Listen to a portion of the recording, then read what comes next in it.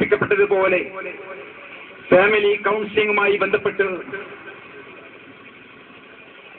നമ്മൾ നടത്തിവരുന്ന കാര്യങ്ങൾ ഒട്ടേറെ ആളുകൾക്ക് അതുകൊണ്ട് ആശ്വാസമുണ്ടാകുന്ന, മനസമാധാനം കിട്ടുന്ന, കുടുംബബന്ധം ചേർക്കുന്ന ഒരവസ്ഥ. അതിന് അല്ലാഹുവിന്റെ അടുക്കൽ വലിയ പുണ്യമാണ് എന്ന് മനസ്സിലാക്കിയത് കൊണ്ടാണ് അത്തരം പ്രവർത്തനത്തിൽ മുഴുകാറുള്ളത്. ഇതും പറഞ്ഞതുപോലെ ഒരിക്കലും ഞാൻ അങ്ങോട്ട് ചെന്നതല്ല. എന്റെ വീട്ടിലേക്ക് വന്നു എന്റെ പേരിൽ ആരോപണം പറഞ്ഞ് നടത്തിയ കാര്യങ്ങൾ, പ്രിയപ്പെട്ടവരെ, അതിന്റെ യഥാർത്ഥം എന്തെന്ന് ചോദിച്ചാൽ സത്യത്തിൽ ഇതും ഒരു VC തന്ത്രമാണ്. പ്രിയപ്പെട്ടവരെ, എന്താണ് ആ VC തന്ത്രം എന്നറിയോ? അവർ ഒരു കൗൺസിലിംഗിൽ നടക്കുന്ന കാര്യങ്ങൾ യഥാർത്ഥത്തിൽ പുറത്തു പറയാൻ പാടില്ലാത്ത ഒന്നാണ്.